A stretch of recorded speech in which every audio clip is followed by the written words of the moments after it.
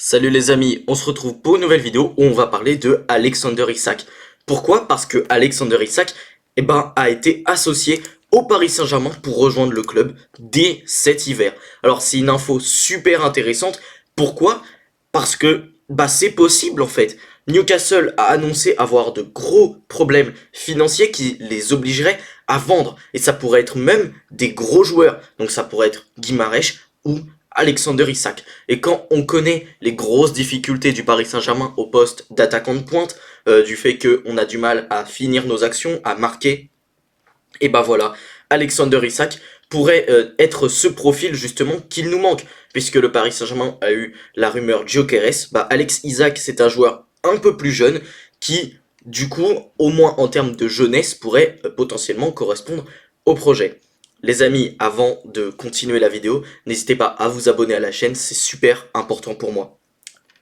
Bon, Isaac, c'est un joueur franchement intéressant. C'est un avant-centre. Il a 25 ans actuellement. Euh, cette saison, c'est pas des stats extraordinaires, même si c'est quand même pas mal. 13 matchs, 6 buts, 5 passes décisives avec une moyenne de 78 minutes jouées. Voilà, c'est pas énorme, surtout qu'il a eu quelques blessures.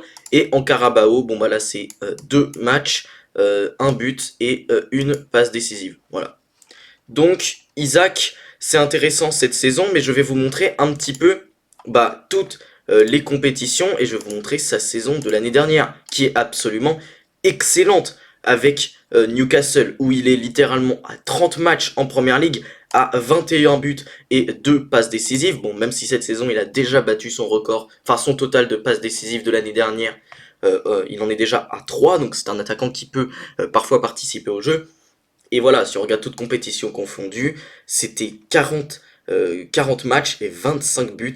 Donc voilà, c'est plutôt pas mal. 25 buts, 2 passes décisives en 40 matchs. C'est plutôt pas mal, c'est un bon total. C'est un joueur qui est capable de se connecter avec ses coéquipiers. Donc ça, c'est bien.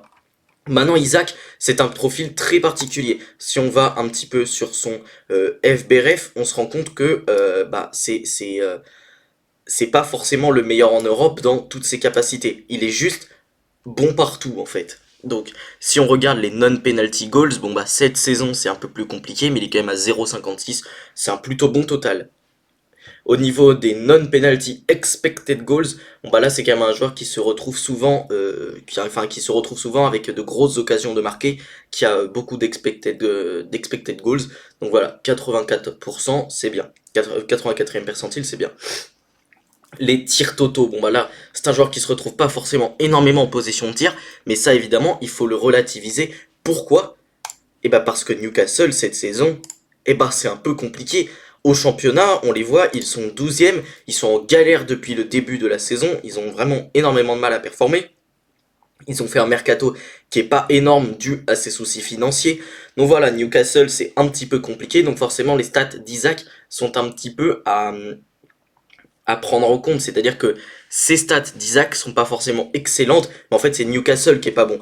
Et si on regarde les stats de tous les joueurs, on se rend compte qu'en fait c'est compliqué pour tout le monde. Au final, Barnes 5 buts, une passe D, Isaac 6 buts, 3 passes D, mais après 4 passes D pour Murphy, et là après ça devient un peu plus compliqué. Globalement c'est une équipe qui a du mal à être performante, même si il y a ce match face à Liverpool qui est un peu un épiphénomène, mais globalement défaite face à West Ham, match nul face à Palace, défaite face à Brentford, c'est un petit peu compliqué, les résultats sont un petit peu en dents de scie pour Newcastle. Mais du coup si on retourne un petit peu sur les stats d'Isaac, voilà, on était donc sur les 69e percentile avec les tirs totaux, c'est environ 3 par match.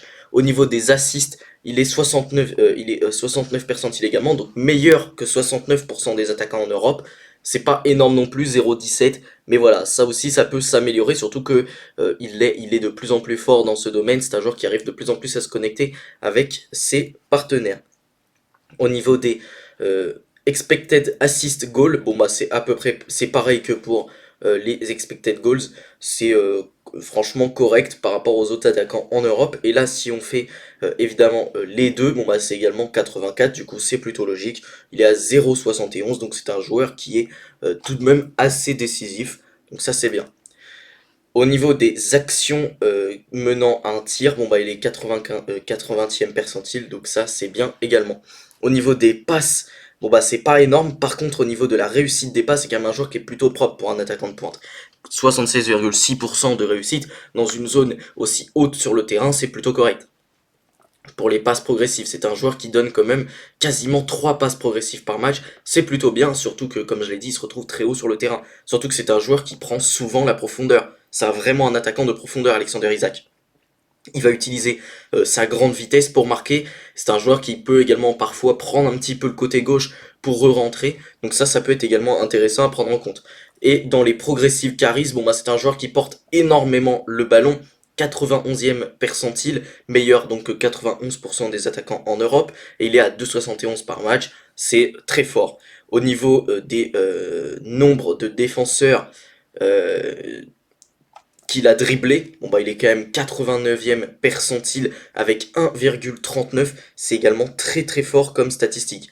Dans les touches attendues dans la surface de réparation, il est à quasiment 6, donc ça c'est bien. Par contre dans les progressive passes received, bon bah ça il en reçoit moins que l'année dernière, tout bonnement parce que comme je l'ai dit, Newcastle a du mal, mais concrètement ça reste un attaquant de profondeur, et c'est également un bon finisseur tout court. On le voit du coup depuis le début de la saison, son registre de jeu est plus ou moins en train d'un petit peu évoluer, et c'est un joueur qu'on peut également trouver dans le jeu et qu'on trouve souvent dans la surface grâce à sa très grande taille. Je vous l'ai pas montré, mais c'est quand même 1,92 m. Alex Isak, c'est évidemment très grand.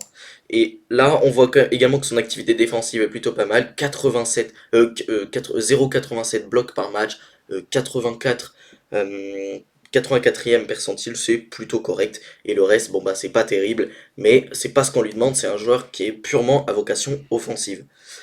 Maintenant, si on regarde l'effectif du Paris Saint-Germain, et ben en fait, ça pourrait être lié à un départ de Randal Colomani qui pourrait partir directement dès cet hiver. Alexander Isak, c'est un joueur que j'aime beaucoup. C'est un joueur qui est vraiment intéressant. Maintenant, il a déjà 25 ans. Il coûte 75 millions d'euros. Je pense que si le PSG le prend, ce sera autour de 100. Et je ne suis pas convaincu que ce soit le profil que Luis Enrique cherche.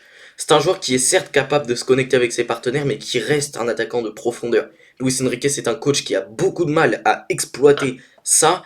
Et surtout, Alex Isak, ok, 25 buts, c'est pas mal. Mais 25 buts, là, on est le Paris Saint-Germain, on a besoin d'un finisseur hors pair. Alors certes, il va avoir beaucoup plus d'occasions avec le Paris Saint-Germain qu'à Newcastle, mais j'ai quand même un doute sur sa capacité à terminer les actions, même si je pense que ça resterait un bon coup pour le Paris Saint-Germain. Maintenant, ça ne veut pas dire que, comme on a besoin d'un neuf, il faut se jeter sur toutes les opportunités.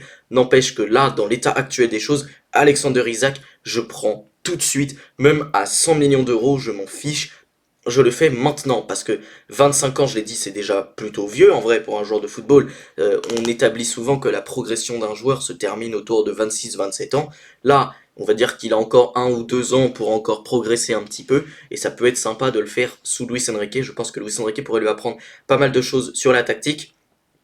Mais voilà, moi je pense que Alex Isak, ça peut être un joueur franchement intéressant pour cet effectif. Bon bah les amis, cette vidéo est terminée, j'espère qu'elle vous aura plu. Si c'est le cas, n'hésitez pas à la liker, à la commenter pour vous me donner votre avis sur Alex Isak au Paris Saint-Germain. Et surtout les amis, abonnez-vous à la chaîne, c'est super important pour moi. Sur ce, salut les amis, à la prochaine.